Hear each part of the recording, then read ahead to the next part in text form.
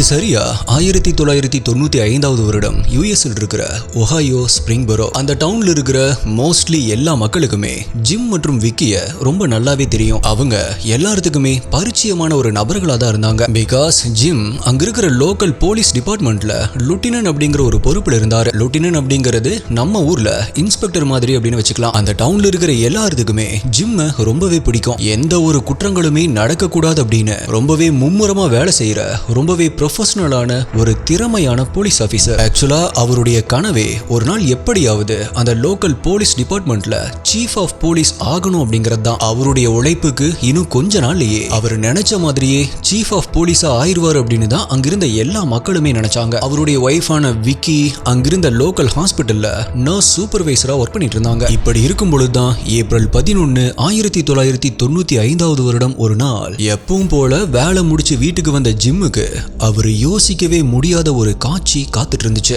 வீட்டுக்கு வந்த ஜிம் வீட்டுடைய கதவு ஓபன்ல இருக்கிறத பாக்குறாரு. சந்தேகத்தோடவே உள்ள போன ஜிம் தன்னுடைய மனைவியுடைய பெயரை சொல்லி தான் வீட்டுக்கு வந்துட்டேன் அப்படின்னு சொல்றாரு. ஆனா பதிலுக்கு எந்த ஒரு ரெஸ்பான்ஸுமே இல்ல. அப்பதான் வீட்டுடைய ஹால்ல எல்லா பொருட்களுமே களைஞ்சு கிடக்கிறதையும் வீடே அலங்கோலமா இருக்கிறதையும் நோட் பண்றாரு. இத பார்த்து அதிர்ச்சியான அவரு என்ன நடந்திருக்கும் அப்படின்னு யோசிச்சுட்டு பெட்ரூமுக்கு போய் பார்க்கும் பொழுதுதான் அங்க அவருடைய அன்பான மனைவி தலையில ஷூட் பண்ணப்பட்ட நிலைமையில ரத்த வெள்ளத்துல விழுந்து கிடக்கிறத பாக்குறாரு. உடனடியா பக்கத்துல இருக்கிற லேண்ட்லைன் எடுத்து 911க்கு கால் பண்றாரு. அவரே ஒரு போலீஸ் ஆபீசரா இருந்தாலுமே வேற ஒருத்தங்களுக்கு நடக்கிறது நமக்கு நடக்கும் பொழுதுதான் தெரியும் அப்படிங்கிற மாதிரி அந்த 911 கால்ல அவரால் சரியா பேச கூட முடியல. என்னோட ஒய்ஃபை கொன்னுட்டாங்க, நான் லூட்டினன்ட் பார்டன் பேசுறேன் அப்படின்னு பதட்டமா பேச ஆரம்பிக்கிறாரு.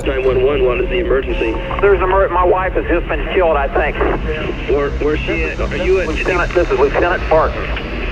There was a pillow over her head, and she's not breathing, and she's got her clothes off. I don't know what's going on, but give me some help out here quick. Give us the dispatch right now.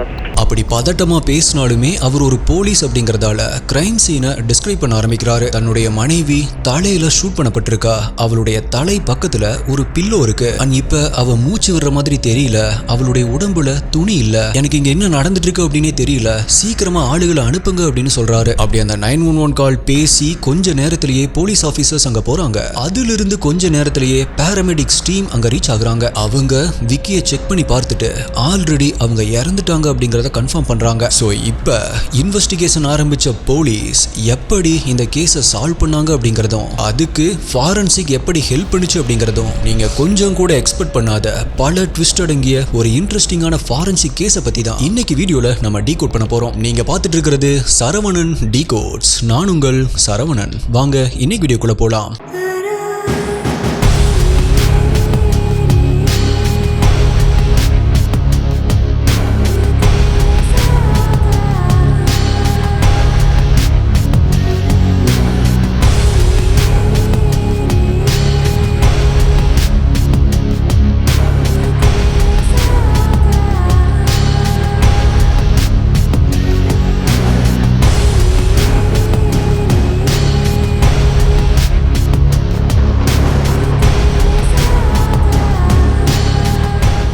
நம்ம சேனல்ல போடுற videos உங்களுடைய லைஃப்ல ஏதோ ஒரு வகையில சேஃபா இருக்கிறதுக்கு ஹெல்ப் பண்ணுது அப்படின்னு நீங்க நினைச்சா இந்த வீடியோவுக்கு ஒரு லைக் கொடுத்துட்டு சேனலை சப்ஸ்கிரைப் பண்ணிட்டு இதே மாதிரி சேஃபா இருக்கணும் அப்படின்னு நீங்க அக்கறைப்படுற உங்களுடைய ஃப்ரெண்ட்ஸ் அண்ட் ஃபேமிலிக்கு ஷேர் பண்ணிருங்க. இதுதான் நீங்க எனக்கு பண்ற ஒரு ஃபேவரா இருக்கும். அண்ட் இது எனக்கு ஒரு மோட்டிவேஷனாகவும் இருக்கும். இந்த வீடியோல நான் சொல்ற யூடியூப்ல காமிக்க முடியாத crime scene images, crime scene videos எல்லாமே நம்மளுடைய அஃபீஷியல் டெலிகிராம் குரூப்ல தான் அப்டேட் பண்ணுவோம். யூடியூப்ல கரெக்டா நோட்டிபிகேஷன் கிடைக்காதவங்களுக்கும் அங்க இன்ஸ்டன்டா அப்டேட் கிடைச்சிரும். டெலிகிராம் யூஸ் பண்ணாதவங்களுக்கு வாட்ஸ்அப்ல நம்மளுடைய சேனல் இருக்கு. அங்கேயுமே உங்களுக்கு இன்ஸ்டன்ட் அப்டேட்ஸ் கிடைச்சிரும். நம்மளுடைய அஃபீஷியல் வாட்ஸ்அப் மற்றும் டெலிகிராம் சேனலுடைய லிங்க் டிஸ்கிரிப்ஷன் பின்ட் கமெண்ட்ல கொடுத்திருக்கேன். செக் பண்ணி பாருங்க.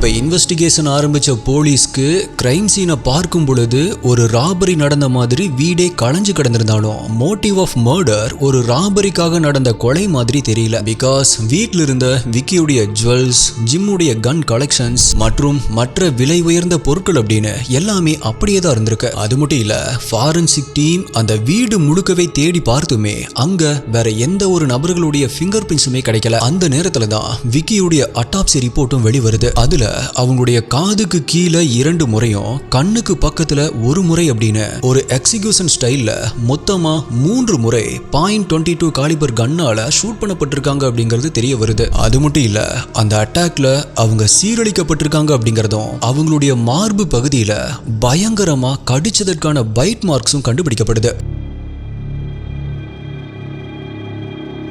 ஸோ ஃபாரன்சிக் எக்ஸாமினர் அதில் இருக்கிற சலைவா, அதாவது மனித எச்சில கலெக்ட் பண்றாங்க. அந்த எச்சில் இருந்து டிஎன்ஏவை ரெக்கவர் பண்ணா யாரு அங்க பைட் பண்ணுது அப்படிங்கிறது தெரிஞ்சிடும். அண்ட் அஃப்கோர்ஸ் அவன் தான் கண்டிப்பா கில்லரா இருப்பான் இல்லையா? ஸோ அதே போல அந்த சலைவால் இருந்து டிஎன்ஏவும் ரெக்கவர் பண்ணப்படுது. இப்ப போலீஸ் அந்த டிஎன்ஏவை FBI உடைய டேட்டா பேஸில் இருக்கிற மற்ற கிரிமினல்ஸ் உடைய டிஎன்ஏ கூட மேட்ச் பண்ணி பாக்குறாங்க. பட் அது எந்த ஒரு கிரிமினல் கூடவுமே மேட்ச் ஆகவே இல்லை. இந்த இடத்துல நம்மளுடைய STIக்கு கண்டிப்பா ஒரு டவுட் வரலாம். ஒருவேளை அந்த கில்லர் விக்கியுடைய ஹஸ்பண்டான ஜிம்மா கூட இருக்கலாம் அப்படின்னு. அஃப்கோர்ஸ் போலீஸ் எப்பவுமே முதல்ல இந்த மாதிரியான கிரைம்ஸ்ல விக்டிம்ஸ் உடைய ஃபேமிலி மற்றும் ஃப்ரெண்ட்ஸை தான் ஃபர்ஸ்ட் சஸ்பெக்ட் லிஸ்ட்ல சேர்த்து கிளியர் பண்ணுவாங்க. ஸோ எங்கேயுமே ஜிம் ஒரு போலீஸ் ஆஃபீஸரா இருந்தாலுமே ஒரு ப்ரிகாஷனுக்காக விக்கியுடைய உடம்புல இருந்து கிடைச்ச அந்த டிஎன்ஏ சாம்பிளை ஜிம்முடைய டிஎன்ஏ கூட மேட்ச் பண்ணி பார்க்கறாங்க. அண்ட் ரிசல்ட் என்னவா இருந்திருக்கும் அப்படின்னு நினைக்கிறீங்க?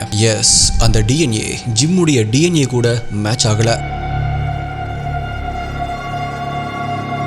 ஸோ யாரு ஒரு போலீஸ் ஆஃபீஸருடைய வீட்லயே வந்து அவர் இல்லாத நேரத்தில் அவருடைய மனைவியை இப்படி கொடூரமா கொலை பண்ணிட்டு போயிருப்பாங்க?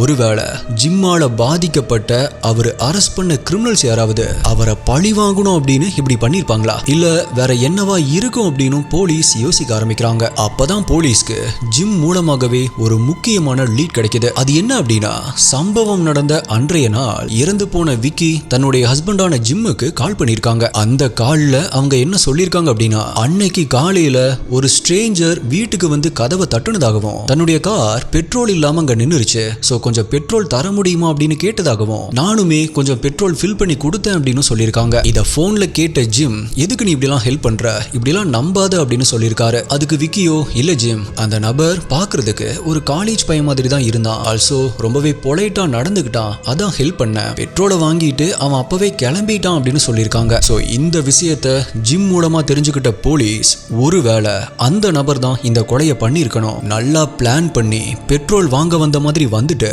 ஜிம் மற்றும் விக்கிய கொலை பண்ண வந்திருக்கலாம் அப்படின்னு போலீஸ் திங்க் பண்ண ஆரம்பிக்கிறாங்க. ஆனா அதே நேரத்துல ஒருவேளை அது உண்மையாகவே ஒரு ரேண்டம் பர்சன் உதவி கேட்டு வந்திருக்கலாம் அப்படிங்கிற மாதிரி யோசிக்க ஆரம்பிக்கிறாங்க. இப்ப இந்த கொலை அந்த டவுன் முழுவதுமே ரொம்பவே பரபரப்பா பேசப்படுது. ஒரு போலீஸ் ஆபீசருடைய மனைவி இப்படி கொடூரமா கொலை செய்யப்பட்டது அந்த டவுன்ல இதுக்கு முன்னாடி இந்த மாதிரி நடந்ததே இல்ல. இதுக்கு முன்னாடி ஜிம் விசாரிச்ச கேஸில் இருக்கிற கிரிமினல்ஸ் யாராவது இப்படி பண்ணிருப்பாங்களா அப்படின்னு விசாரிச்சதுலயும் அப்படி யாருமே இதை பண்ணல அப்படிங்கறதும் தெரிய வருது. சோ இப்படியே நாட்கள் நகர ஆரம்பிக்குது, வாரங்கள் மாதங்கள் ஆகுது. ஆனா கிட்டத்தட்ட 1 வருடமாகியுமே கில்லர் யாரு அப்படிங்கறத போலீஸால கண்டுபிடிக்கவே முடியல. விக்கி இறந்து சரியா 15 மாதங்களுக்கு அப்புறமா ஜிம்மு தன்னுடைய வாழ்க்கையை நகர்த்த ஆரம்பிக்கிறாரு. அவருடைய மனைவியுடைய 1ஆம் ஆண்டு அஞ்சலிக்கு வந்திருந்த விக்கி மற்றும் ஜிம்முக்கு கல்யாணமாகும் பொழுது துணை பொண்ணா நின்னுட்டு இருந்த விக்கியுடைய சின்ன வயசு ஃப்ரெண்டான லேசி கூட அவருக்கு பழக்கம் ஏற்பட ஆரம்பிக்குது. சோ கொஞ்ச நாள்லயே 2 பேருமே கல்யாணம் பண்ணிக்கிறாங்க. ஆனா அப்படி கல்யாணமான சில மாதங்கள்லயே லேசி ஜிம் கிட்ட சில ஸ்ட்ரேஞ்சான பிஹேவியரை நோட் பண்ண ஆரம்பிக்கிறாங்க. ஜிம் எப்ப பார்த்தாலுமே வீட்டில் இருக்கிற டார்க் பேஸ்மெண்ட்ல போய் அடைஞ்சிருந்திருக்காரு. இது லேசிக்கு ரொம்பவே பயத்தை ஏற்படுத்தி இருக்கு. சோ கல்யாணமான 7 மாதங்கள்லயே 2 பேருமே டிவோர்ஸ் பண்ணிக்கிறாங்க. பேரலா இதே நேரத்துல போலீஸும் கில்லரை தேடிட்டு தான் இருந்தாங்க. ஆனா இந்த கொலை நடந்து சரியா 4 வருடங்களுக்கு அப்புறமா தான் இந்த கேஸ்ல போலீஸ்க்கு ஒரு முக்கியமான பிரேக் த்ரூ கிடைக்குது. கேரி ஹென்சன் அப்படிங்கிற ஒரு கிரிமினல் ஒரு ட்ரக் கேஸ்ல அரெஸ்ட் பண்ணப்படுறான். அது சம்பந்தமா அவன்கிட்ட விசாரிச்சுட்டு இருக்கும் பொழுதுதான் சம்பந்தமே இல்லாம அழுக ஆரம்பிச்ச அவன் தனக்கு போலீஸ் ஆபீசர் ஜிம்முடைய மனைவி விக்கியுடைய கொலையை பத்தி ஒரு விஷயம் தெரியும் அப்படின்னு சொல்ல ஆரம்பிக்கிறான். ஆக்சுவலா அந்த கொலையில தன்னுடைய பிரதர் இன்வால்வ் ஆகியிருக்கான் அப்படின்னு சொல்லி அழுது இருந்திருக்கான். அவனுடைய பிரதரான வில்லியம் ஃபெல்ப்ஸ் அன்னைக்கு என்ன நடந்துச்சு அப்படிங்கறத பத்தி, அந்த கொலையை பத்தி அவன் கிட்ட ஏற்கனவே சொல்லி இருக்கிறதாகவும் சொல்லியிருக்கான். அப்படி அவனுடைய பிரதர் வில்லியம் ஃபெல்ப்ஸ் என்ன சொல்லியிருக்கான் அப்படின்னா, அவனும் அதாவது வில்லியம் ஃபெல்ப்ஸும் கூட இன்னொருத்தனும் சேர்ந்து தான் போலீஸ் ஆபீசர் ஜிம்முடைய வீட்டுக்கு போனதாகவும், கார் பெட்ரோல் இல்லாம நின்னுருச்சு அப்படின்னு சொல்லி போய் கேட்டு அந்த வீட்டுல ராபரி பண்றதுதான் பிளானா இருந்துச்சு அப்படின்னும். ஆனா அப்போ வில்லியம் ஃபெல்ப்ஸ் கூட கூட்டிட்டு போன இன்னொருத்தனுக்கு போதை அதிகமா இருந்ததால அவன் கண்ட்ரோல் இல்லாம அந்த போலீஸ் ஆபீசருடைய மனைவிய சீரழிச்சிட்டதாகவும், அதுக்கப்புறமா துப்பாக்கியால ஷூட் பண்ணி கொலை பண்ணிட்டு அங்கிருந்து தப்பிச்சு வந்துட்டோம் அப்படின்னு தங்கிட்ட சொன்னதா சொல்லியிருக்கான். போலீஸ் இப்ப அதே போல சம்பவம் நடந்த அன்றைய நாள் வில்லியம் ஃபெல்ப்ஸ் ஆபீஸ்க்கு வந்திருந்தானா அப்படின்னு அவன் வேலை செய்யற இடத்துல போய் விசாரிக்கிறப்ப அன்னைக்கு அவன் லீவ் அப்படிங்கிறது தெரிய வருது. அப்படின்னா அந்த வில்லியம் ஃபெல்ப்ஸை பிடிச்சி விசாரிச்சா இந்த கேஸை சால்வ் பண்ணிடலாமே அப்படின்னு யோசிச்சா போலீஸ்ல யாராலையுமே அவனை விசாரிக்க முடியாது. பிகாஸ் விக்கி கொலை செய்யப்பட்ட அடுத்த 3 மாசத்துல ஃபெல்ப்ஸ் தன்னுடைய உயிரை தானே எடுத்து இறந்து போயிடுறான். கிட்டத்தட்ட 4 வருடங்கள் கழிச்சு இந்த கேஸ்ல ஒரு மிகப்பெரிய பிரேக் த்ரூ கிடைச்சிருச்சு. கேஸ எப்படியாவது முடிச்சிடலாம் அப்படின்னு நினைச்ச போலீஸ்க்கு அகைன் இது ஒரு முட்டு சந்து மாதிரி தான் இருந்திருக்கு. ஓகே, வில்லியம் ஃபெல்ப்ஸ் எதனால இறந்தான் அப்படின்னு விசாரிச்சு பார்க்கும்போது அவன் இறக்குறதுக்கு முன்னாடி ரொம்பவே ஸ்ட்ரேஞ்சா பிஹேவ் பண்ணிட்டு இருந்தான் அப்படின்னும், யாராவது வந்து தன்னை ஏதாவது பண்ணிடுவாங்களோ அப்படிங்கிற மாதிரி ஒரு பேரனாய்டு ஸ்டேஜ்ல தான் இருந்திருக்கான் அப்படிங்கிறது தெரிய வருது. ஒவ்வொரு நைட் தூங்குறதுக்கு முன்னாடியுமே வீட்டில் இருக்கிற ஜன்னல்கள் கதவுகள் அப்படின்னு எல்லாத்தையுமே நல்லா லாக் பண்ணிட்டு ஜன்னலுக்கு வெளியே எல்லா இடங்கள்லயுமே யாராவது வந்தா அலாம் அடிக்கிற மாதிரி ட்ராப் செட் பண்ணி வச்சுட்டு தூங்கும் பொழுதும் பாதுகாப்புக்கு அவனுடைய பெட்டுக்கு பக்கத்துல ஒரு கன்னை வச்சுட்டு தான் தூங்கி இருந்திருக்கான். சோ போலீஸ் ஆபீசர் ஜிம்முடைய மனைவியான அந்த விக்கியுடைய கொலைக்கு அப்புறமா ரொம்பவே பயத்துல இருந்திருக்கான் அப்படிங்கிறது இதுல இருந்து தெரியுது. அது மட்டும் இல்ல, இப்ப இது எல்லாத்தையுமே போலீஸ் கிட்ட சொல்லிட்டு இருக்கிற கேரி ஹென்சன் அன்னைக்கு வில்லியம் ஃபெல்ப்ஸ் கூட கூட்டிட்டு போன போதையில போலீஸ் ஆபீசர் ஜிம்முடைய மனைவியான விக்கிய கொலை பண்ண அந்த இன்னொருத்தன் யாரு அப்படிங்கறத ஃபெல்ப்ஸ் தன்கிட்ட சொல்லல அப்படின்னும், இதுதான் தனக்கு தெரிஞ்ச விஷயம் அப்படின்னு போலீஸ் கிட்ட சொல்லி முடிக்கிறான். ஸோ இப்போ போலீஸ் இறந்து போன ஃபெல்ப்ஸ் உடைய உடலை தோண்டி எடுத்து அவனுடைய டிஎன்ஏவை விக்கியுடைய உடம்புல இருந்த டிஎன்ஏ கூட கம்பேர் பண்ணி பார்க்கலாம் அப்படின்னு யோசிக்கிறாங்க. ஆனா ஃபெல்ப்ஸ் இறந்து போய் கிட்டத்தட்ட 4 வருடங்களுக்கு மேலானதால ஃபாரன்சிக் டீம் அவனுடைய உடலை தோண்டி எடுத்து அதில் இருக்கிற பற்கள் இருந்து டிஎன்ஏவை எக்ஸ்ட்ராக்ட் பண்ணலாம் அப்படின்னு முடிவு பண்றாங்க. பிகாஸ் பற்கள் இருக்கிற டிஎன்ஏ அவ்வளோ சீக்கிரமா பாக்டீரியா மற்றும் டீகம்போசிங்கால பாதிக்கப்படாது. ஸோ அப்படி அதிலிருந்து டிஎன்ஏவை எடுத்து விக்கியுடைய மார்பு பகுதியில ஒரு எச்சில் இருந்தது இல்லையா, அந்த எச்சில் இருந்து ஒரு டிஎன்ஏ எடுத்தாங்க இல்லையா, அந்த டிஎன்ஏ கூட மேட்ச் பண்ணி பார்க்கும் பொழுது வில்லியம் ஃபெல்ப்ஸ் உடைய டிஎன்ஏ அதுல மேட்ச் ஆகல. அப்படின்னா கேரி ஹென்சன் சொன்ன மாதிரி வில்லியம் ஃபெல்ப்ஸ் அன்னைக்கு அவங்கள சீரழிக்கல, வில்லியம் கூட போன அந்த இன்னொருத்தன் தான் அவங்கள சீரழிச்சு கொலை பண்ணிருக்கான் அப்படிங்கிறது இங்க கன்ஃபார்ம் ஆகுது. ஆனா போலீஸ்க்கு இப்ப இங்க இன்னொரு டவுட் வருது. ஒருவேளை ஃபெல்ப்ஸ் கூட போன அந்த இன்னொருத்தன் ஏன் இப்ப இது எல்லாத்தையுமே தங்க கிட்ட சொல்லிட்டு இருக்கிற கேரி ஹென்சனாவே இருக்கக்கூடாது அப்படிங்கிற ஒரு சந்தேகம் வர ஆரம்பிக்குது. சோ அந்த சந்தேகத்தை தீர்த்துக்க அவனுடைய டிஎன்ஏவையும் கம்பேர் பண்ணி பார்க்கறாங்க. பட் அதுவுமே மேட்ச் ஆகல. அது மட்டும் இல்ல, இந்த கொலை நடந்த அந்த சமயத்துல கேரி ஹென்சன் ஜெயில இருந்திருக்கான் அப்படிங்கறதும் தெரிய வருது. சோ இப்போ இந்த கேஸ் மறுபடியுமே இன்னொரு முட்டு சந்துல போய் நிக்க ஆரம்பிக்குது. போலீஸ்க்கும் இப்ப என்ன பண்றது அப்படின்னு தெரியாம முழிக்க ஆரம்பிக்கிறாங்க. மறுபடியுமே வருடங்கள் ஓட ஆரம்பிக்குது. அகைன் ஒரு 4 வருடங்கள் கழிச்சு, அதாவது விக்கி கொலை செய்யப்பட்டு மொத்தமா 8 வருடங்கள் கழிச்சு கோல்ட் கேசஸை மட்டும் ஃபோக்கஸ் பண்ணக்கூடிய கோல்ட் கேஸ் யூனிட் இந்த கேஸை ரீஓபன் பண்றாங்க. ஆனா இந்த முறை இந்த போலீஸ் டீம் விக்கியுடைய கணவரான இப்பவுமே போலீஸா இருந்துட்டு இருக்கிற ஜிம் மேல அவங்களுடைய கவனத்தை திருப்ப ஆரம்பிக்கிறாங்க. அதுவும் முக்கியமா கொலை நடந்த அந்த நாள் கிரைம் சீன்ல ஜிம் சொன்ன ஒரு வார்த்தை தான் இவங்களுக்கு அந்த சந்தேகத்தை வர வச்சது. அது என்ன அப்படின்னா, ஜிம் அன்றைய நாள் கூட இருந்த இன்னொரு போலீஸ் ஆபீசர் கிட்ட they killed her man அப்படின்னு சொல்லியிருக்காரு. போலீஸ்க்கு என்ன சந்தேகம் அப்படின்னா, எதை வச்சு ஜிம் தே அப்படின்னு சொன்னாரு. அதாவது அங்க ஒருத்தருக்கு மேல இருந்திருக்காங்க அப்படிங்கிறது அவருக்கு எப்படி தெரியும்? சோ ஜிம் எதையோ மறைக்கிறாரு அப்படின்னு போலீஸ் யோசிக்க ஆரம்பிக்கிறாங்க. சோ அகைன் இந்த கேஸ ஸ்டார்டிங்ல இருந்து விசாரிக்க ஆரம்பிக்கிறாங்க. ஸ்டார்டிங்ல இருந்து அப்படின்னா ஜிம் வேலைக்கு போயிட்டு வீட்டுக்கு வந்து அவருடைய ஒய்ஃபுடைய உடலை பார்த்தாரு இல்லையா, அங்கிருந்து ஸ்டார்ட் பண்றாங்க. அப்பதான் இந்த கேஸ முடிச்சு வைக்க போற மிக முக்கியமான ஒரு எவிடன்ஸை ஸ்டார்டிங்ல இன்வெஸ்டிகேட் பண்ண போலீஸ் தவற விட்ட ஒரு எவிடன்ஸை இந்த போலீஸ் டீம் நோட் பண்றாங்க. அது என்ன அப்படின்னா, வீட்டுக்கு வந்து தன்னுடைய ஒய்ஃபை இறந்த நிலைமையில பார்த்த ஜிம் உடனடியா 911க்கு கால் பண்ணி பேசியிருப்பாரு இல்லையா, அந்த ரெக்கார்டிங்ல தான் அந்த முக்கியமான எவிடன்ஸ் இருக்கு. I'm checking the rest of the house. All my stuff's laying out in here. Oh man, I gotta call Self, man. Stay on the line with me. இதுல அவரு கடைசியா சொன்ன அந்த வார்த்தை I got to call help man அப்படின்னு சொன்னாரா, இல்ல I got to call Phelps man அப்படின்னு சொன்னாரா? I gotta call Self, man.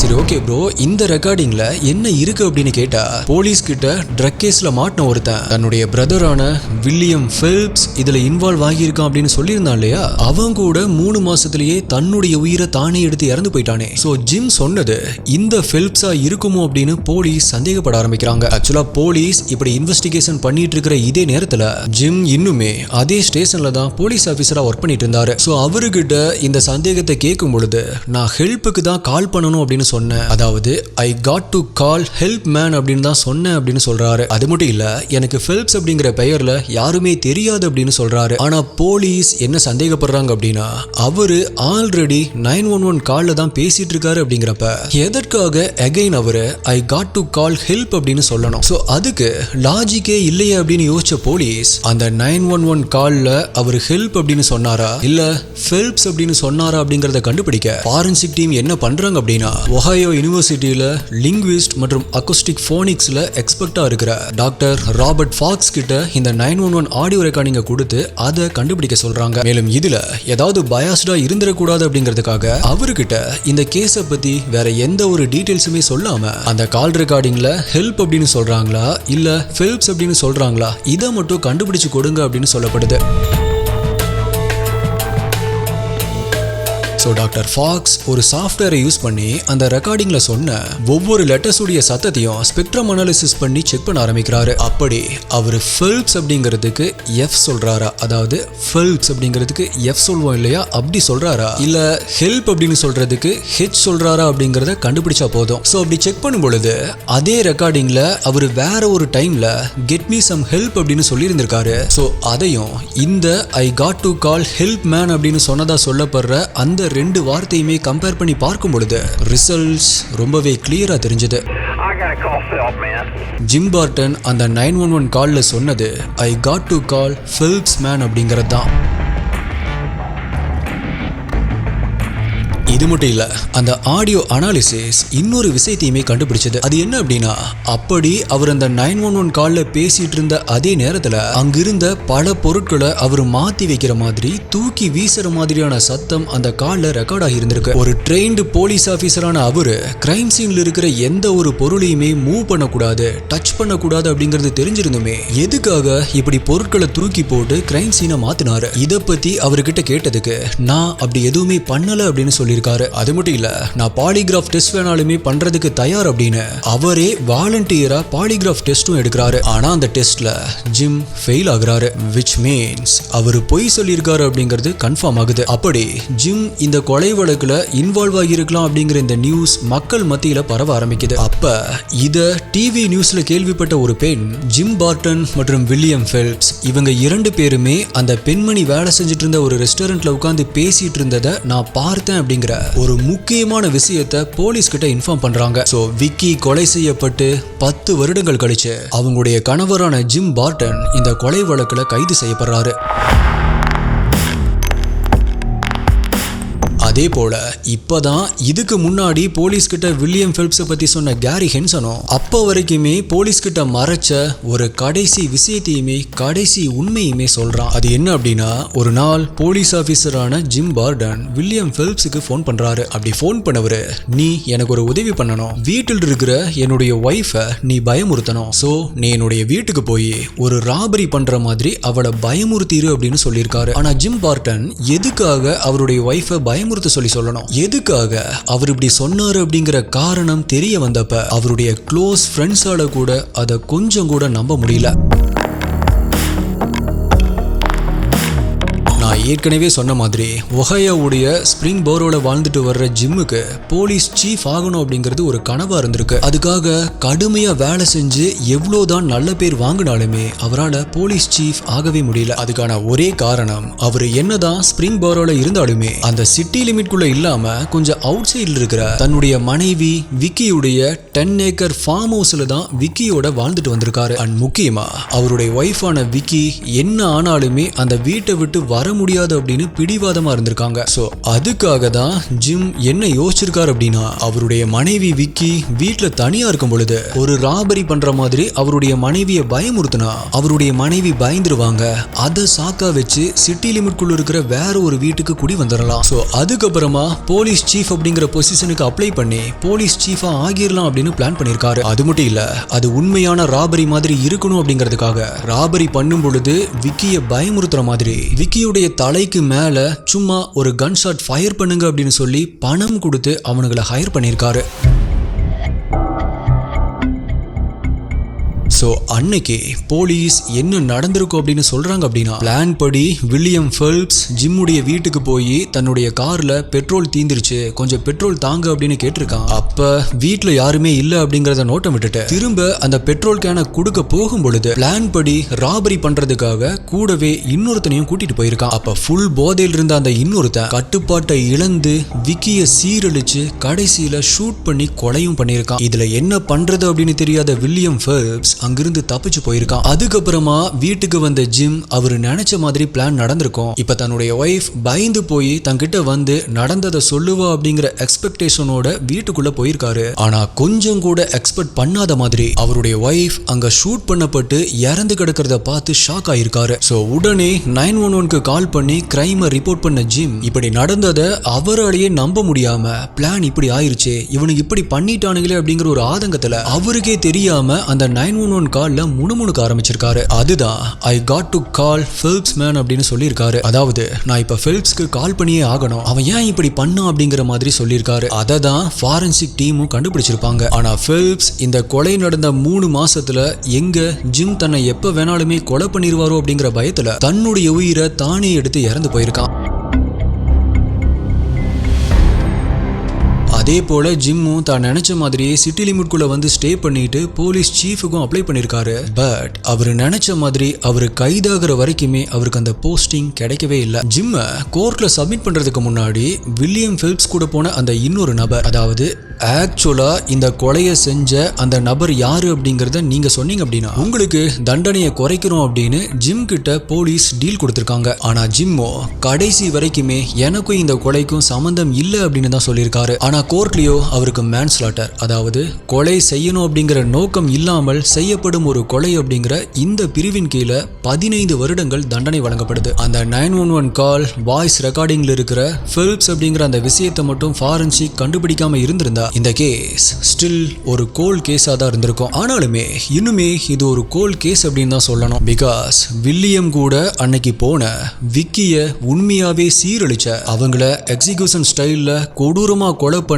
அந்த உண்மையான கில்லர் யாரு அப்படிங்கறது வில்லியம் ஃபெல்ப்ஸ்க்கு மட்டும்தான் தெரியும். ஆனா அவனும் இப்ப உயிரோட இல்ல அப்படிங்கிறப்ப இது எல்லாத்துக்குமே முக்கிய காரணமான அந்த கில்லர் மட்டும் இப்ப ஜாலியா வெளியே சுத்திட்டு இருப்பான் அப்படிங்கிறது தான் இதுல ஒரு கசப்பான உண்மை. அண்ட் 2005 தண்டனை வழங்கப்பட்ட ஜிம் 15 வருடங்களுக்கு பதிலா 11 வருடங்கள் ஜெயில இருந்ததுக்கு அப்புறமா பரோல்ல ரிலீஸ் பண்ணப்பட்டிருக்காரு. இப்ப அவருடைய வீட்ல தான் வாழ்ந்துட்டு இருக்காரு. So my dear STA HD investigators, கொஞ்சம் நினைச்சு பாருங்க. போலீஸ் சீஃப் ஆகுறதுக்கு இவர் இப்படி ஒரு பிளான் பண்ணி அது எப்படி எல்லாமோ நடந்து எங்க போய் முடிஞ்சிருக்கு அப்படின்னு பாருங்க. அதுக்கு அவருடைய ஒய்ஃபை கன்வின்ஸ் பண்ணி அவர் கூட்டிட்டு போயிருக்கலாம், இல்ல இருந்த போஸ்டிங்ல அப்படியே இருந்திருக்கலாம். அதுக்கு பதிலா அவர் வேற பிளான் பண்ணி அது போலீஸா இருந்த அவரை கிரிமினல் ஆக்கி ஜெயிலுக்கே அனுப்பிருச்சு. சோ நீங்க இந்த கேஸை பத்தி என்ன நினைக்கிறீங்க? ஃபாரன்சிக் இந்த கேஸை கண்டுபிடிச்ச விதம் எப்படி இருந்துச்சு? ஆனா உண்மையான கில்லரை பிடிக்க முடியாம போனதை பத்தி உங்களுடைய கருத்து என்ன அப்படிங்கறத மறக்காம கீழே கமெண்ட் பண்ணுங்க. அதே மாதிரி அடுத்தது என்ன கேஸ் வேணும், என்ன டாபிக்ல வீடியோ வேணும் அப்படிங்கறதையுமே கீழே கமெண்ட் பண்ணுங்க. வேற ஒரு வீடியோல மீட் பண்றேன்.